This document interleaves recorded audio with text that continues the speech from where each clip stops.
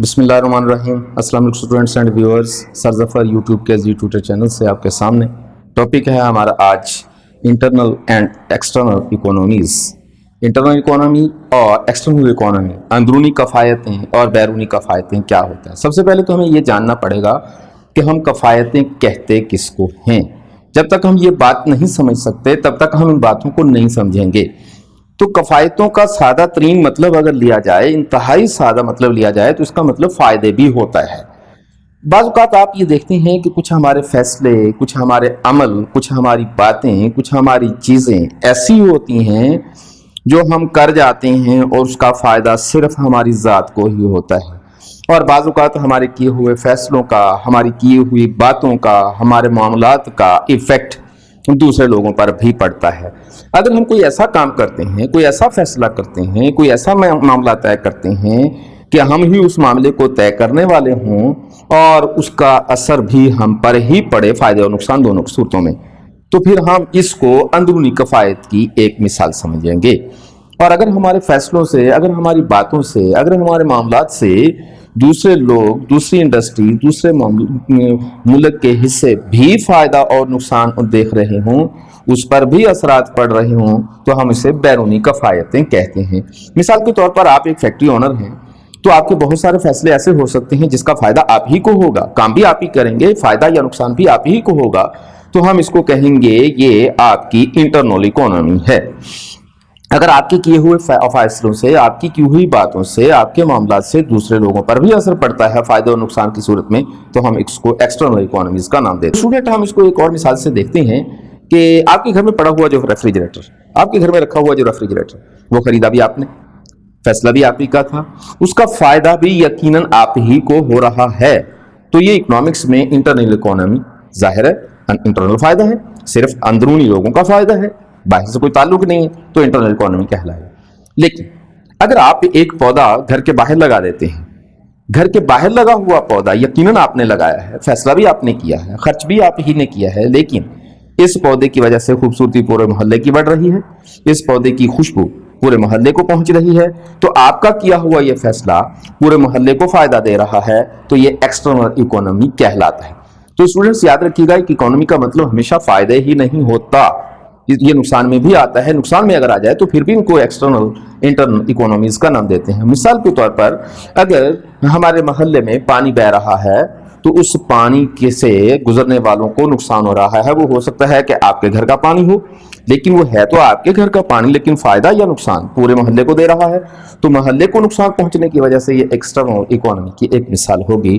تو آئیے ہم دیکھتے ہیں کہ انٹرنل اکانومیز اور ایکسٹرنل اکانومیز کون کون سی ہو سکتی ہیں۔ پہلے ہم چلتے ہیں انٹرنل اکانومیز کی جانب۔ یہ وہ فیصلے ہوں گے، یہ وہ فیصلے ہوں گے، یہ وہ باتیں ہوں گی، یہ وہ معاملات ہوں گے جو کریں گے بھی ایک اونر، کرے گا بھی ایک کیپٹلسٹ، اور اس کے فائدے بھی وہی اٹھائے گا۔ اس کا فائدہ عام طور پر جنرلی دوسرے لوگوں کو نہیں ہوگا۔ نمبر 1، سرمایہ کی کفایتیں۔ اگر ایک انڈسٹریلسٹ کے پاس، اگر ایک کیپٹلسٹ کے پاس، اگر ایک فرم اونر کے پاس پیسہ زیادہ ہے، سرمایہ زیادہ ہے، تو یہ زیادہ سرمایہ یقیناً اسی کی انڈسٹری کو، اسی کی فیکٹری کو فائدہ دے گا، دوسرے لوگوں سے اس کا براہ راست کوئی تعلق نہیں ہوتا۔ تو سرمایہ کی کفایت ایک ایسی کفایت ہے جس کا فائدہ ہماری ذات کو ہی ملے گا، ہماری کاروبار کو ہی ملے گا۔ تو سرمایہ ہونا ہماری اندرونی کفایت کہلاتا ہے، سرمایہ نہ ہونے سے ہمیں نقصان ہوگا تو یہ بھی ہماری اندرونی کفایت کہلاتا ہے۔ نمبر 2 پہ خطرات سے نمٹنے کی کفایت۔ کچھ لوگوں کے اندر رسک کو لینے کی عادت ہوتی ہے، رسک سے نمٹنے کی عادت ہوتی ہے، خطرات سے نمٹنے کی عادت ہوتی ہے۔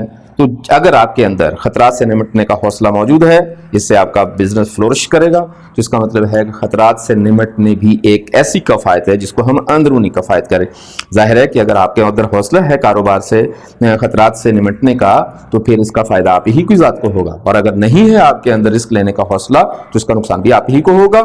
تو آپ ہی کا فیل ہے، آپ ہی کو فائدہ اور نقصان ہے، تو ہم اس کو اندرونی کفایت کا نام دیتے ہیں۔ نمبر 3 پر ہے محنت اور ذہانت۔ وہ اونر، وہ بزنس مین جو زیادہ ذہین ہوگا، زیادہ محنتی ہوگا، بزنس زیادہ بہتر کر لے گا، تو زیادہ محنتی اور زیادہ ذہین ہونا بھی ایک کفایت ہے جو کہ اسی کو فائدہ دے گی، اندرونی کفایت کہلاتا ہے۔ اور نمبر 4 پر ہے فنی کفایتیں۔ اگر آپ کے پاس ٹیکنالوجی بہت ساری ہے تو اس ٹیکنالوجی کا کسی دوسرے کو براہ راست تو فائدہ نہیں ہوگا، آپ ہی کو فائدہ ہوگا۔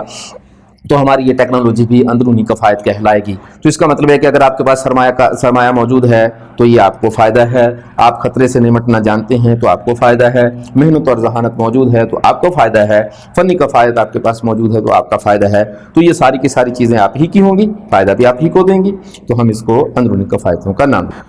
تو آئیے چلتے ہیں بیرونی کفایتوں کی جانب۔ یہ وہ کفایتیں ہیں جس کا تعلق پوری قوم سے یا پورے علاقے سے ہوتا ہے، فیصلہ کوئی ایک آدمی نہیں کرتا، عام طور پر یہ فیصلے گورنمنٹ کیا کرتی ہے۔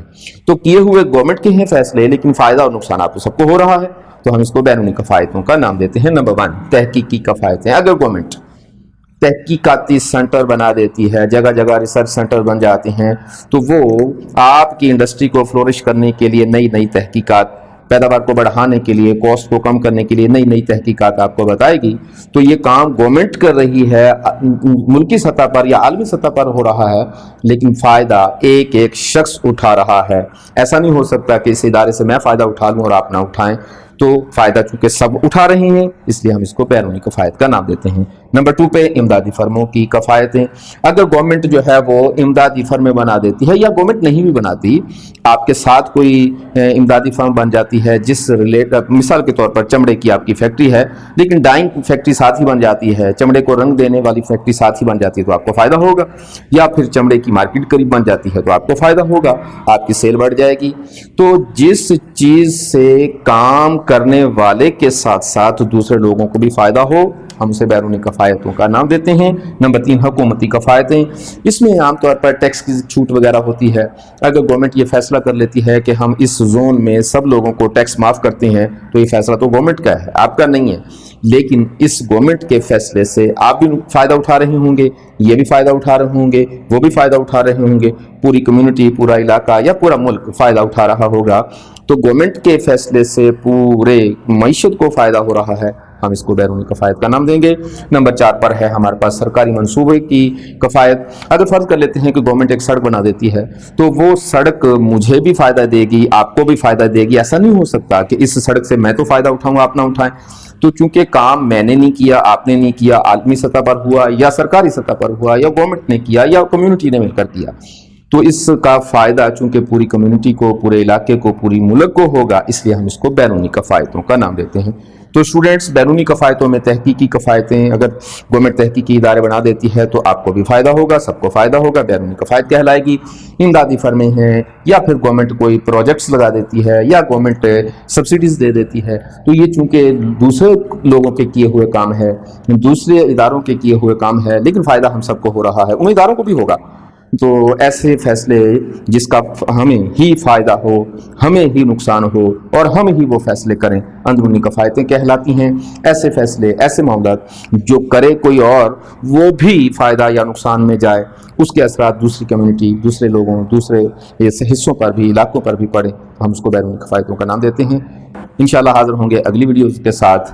تو وہ اسٹوڈنٹس، وہ ویورز جو ہماری ویڈیوز کو سبسکرائب کرتے ہیں، لائک کرتے ہیں، شیئر کرتے ہیں، آگے فارورڈ کرتے ہیں اور ہمیں کامنٹس بھیجتے ہیں، ان کا بہت بہت شکریہ ادا کرتا ہوں۔ Thank you very much. اپنا خیال رکھیے گا، حاضر ہوں گے اگلی ویڈیوز کے ساتھ۔ السلام۔